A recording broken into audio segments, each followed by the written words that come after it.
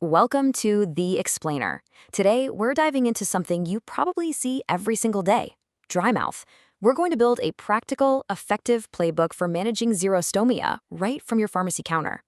So, why is this such a big deal?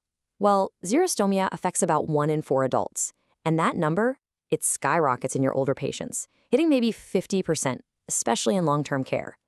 It's a massive quality of life issue, and it's hiding in plain sight. Now, here is a really critical point.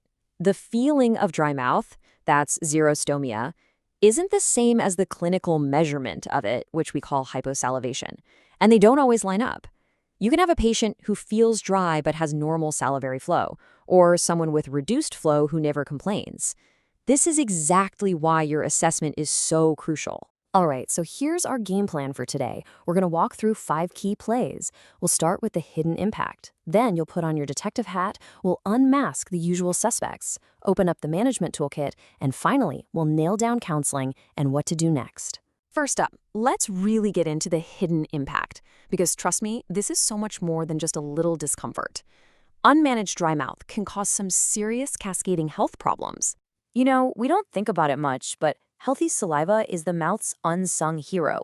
It's working 24/7 to keep things balanced, rebuild tooth enamel, lubricate everything so we can talk and swallow comfortably, and it even helps us taste our food. It's a powerhouse.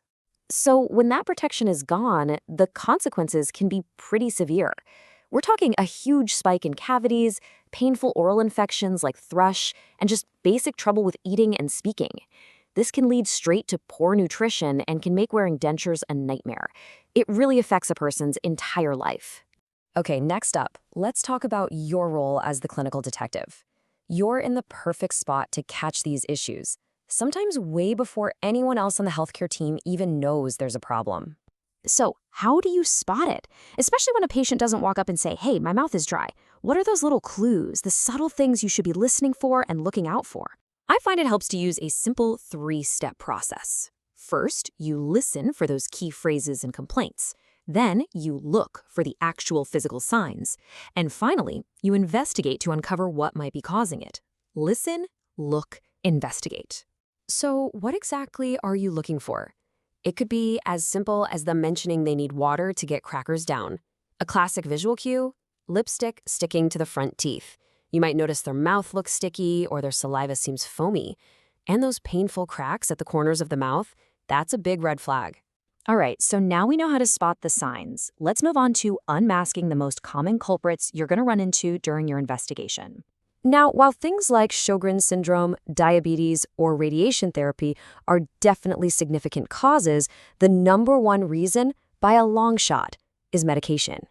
This is your primary area of impact. This is where you can make a huge difference. So when you're doing a med review, these are the classes that should set off alarm bells. We're talking antidepressants, especially the older ones, anticholinergics for overactive bladder, first-gen antihistamines like diphenhydramine, and of course, benzodiazepines. Spotting these is step 1. Just to build on that, here's a more detailed list to keep handy. This is a great reference, so go ahead and pause here if you want to take a closer look at some of the specific drugs your patients might be on. All right, let's get to the solutions. Time to open up the management toolkit and turn your detective work into some real actionable recommendations for your patients. You always want to start with these non-pharmacologic strategies. They're simple, they're effective, and they can provide a ton of relief. Things like sipping water, chewing sugar-free gum with xylitol, avoiding things that dry you out like caffeine and alcohol, and using a humidifier. These can make a world of difference. But let's be real, for a lot of patients, lifestyle changes alone just aren't going to cut it. That's when we need to turn to our pharmacologic options, and we can really break them down into 2 main categories. So your choice is basically between saliva substitutes and what we call silogogues. Think of substitutes like a topical moisturizer for the mouth. They give you that immediate temporary relief. Silogogues, on the other hand, are systemic drugs that actually kick the salivary glands into gear to produce more of their own saliva. And how you counsel on these is really different. For saliva substitutes, it's all about timing. Tell your patients to use them right before they have to speak for a while or right before bed. With prescription silogogues, it's about managing expectations. Let them know it might take time to work and that there are potential side effects. And that brings us to our final play. Your job doesn't end when you recommend a product. Consistent counseling and clear next steps, that's what's absolutely essential for a patient's long-term success. Think of this as your counseling checklist. You've got to stress how important regular dental visits are, advise them on fluoride products, plan to check in with them after about a week, and let them know it's okay if the first product doesn't work, they can try another. And of course, know when it's time to refer them to a dentist or doctor. So there you have it. This playbook gives you all the tools to spot, assess, and manage xerostomia, and to make a real, tangible difference in your patients' lives.